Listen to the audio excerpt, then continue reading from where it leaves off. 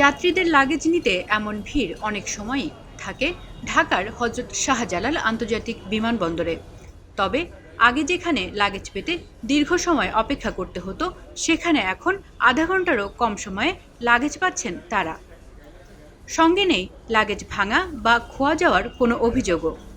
সম্প্রতি বিমানবন্দরটিতে গিয়ে দেখা মেলে এমন চিত্রের। লাগেজ কতক্ষণে পেলেন?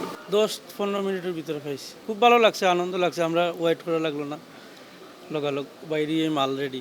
আর আগের থেকে যে লাগেজ এইভাবে মেলামার তো ওইটা হয় না আর কি। লাগেজ আজকে বেটার, আগে অনেক আগেই পেয়ে গেছি। বিমানবন্দরে লাগেজ ব্যবস্থাপনার এমন পরিবর্তনের পাশাপাশি উন্নত করা হয়েছে প্রবাসী ও নতুন যাত্রীদের সহযোগিতায় চালু হওয়া হেল্প ডেস্ক, ফ্রি কল করার সুবিধা, ফোন চার্জ দেওয়া ও ওয়াইফাই সহ বিভিন্ন সেবার মান। 5 বছর পরে এলাম, দেখা যায় আমার তো কাছে সিমও নাই, যোগাযোগ কোনো নাই। তো আমি এসে পৌঁছাইছি কি ওরাও এসে কয় নাম্বার গেটে আছে মানে জানলাম। অনেক সময় মনে হয় মোবাইলের চার্জ দেওয়ার ব্যাগের সমস্যা হয়, কথা বলতে পারে না, বা মনে করেন যে বাড়িতে কথা বলতে পারে না। এই জন্য খুবই সুবিধা আর কি, এর জন্য খুবই উপকার। বিমানবন্দরের ইমিগ্রেশনে ঢোকার আগেই দেখা মিলছে বেশ কয়েকটি হেল্প ডেস্কের, যেখানে লেখা আছে আমি কি আপনাকে সাহায্য করতে পারি প্রশ্নটি। আর তার আশপাশ দিয়ে ঘোরাঘুরি করছেন কয়েকজন সাহায্যকারী। নতুন কোনো যাত্রী সেখানে আসলে বা কোনো কিছু খুঁজতে দেখলে এই ব্যক্তিরা নিজে গিয়ে তাকে জিজ্ঞেস করছেন কোনো সাহায্য লাগবে কিনা।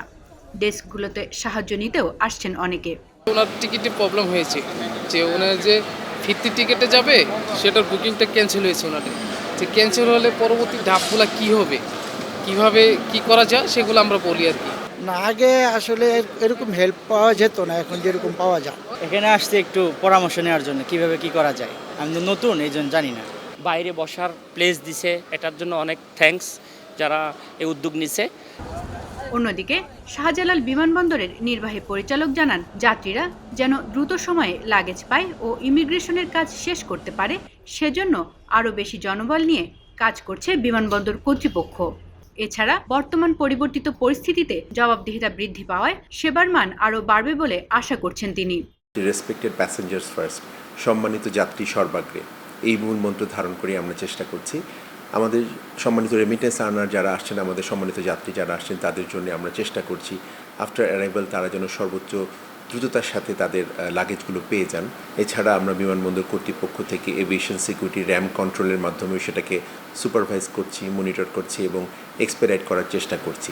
বিশেষ করে আমরা খবরের কাগজকে আপনার মাধ্যমে যেটা রিকোয়েস্ট করতে চাই যে আমাদের প্রত্যেকটি সংস্থা আমাদের নিজেদের কাজগুলো সহ আমরা যাতে জবাবদিহিতার আওতায় আসতে পারি, সেজন্য আমরা রিকোয়েস্ট করব সম্মানিত যাত্রী এবং বিমানবন্দর রিলেটেড যে কোনো স্টেক হোল্ডারকে তারা যেন তাদের কমপ্লেইনগুলো, ফিডব্যাকগুলো বা অ্যাপ্রিসিয়েশনগুলো আমাদেরকে জানান।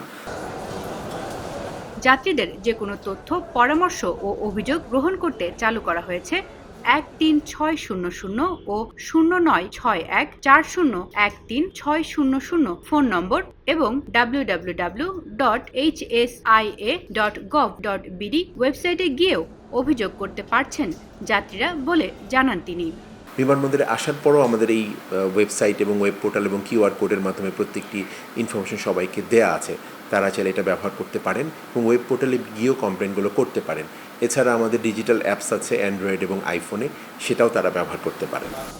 হযরত শাহজালাল আন্তর্জাতিক বিমানবন্দরে আসা যাত্রীদের প্রত্যাশা আরও উন্নত হবে যাত্রী সেবার মান, ভোগান্তি কমবে যাত্রীদের। ফারহানা তাহির, তিথি, খবরের কাগজ।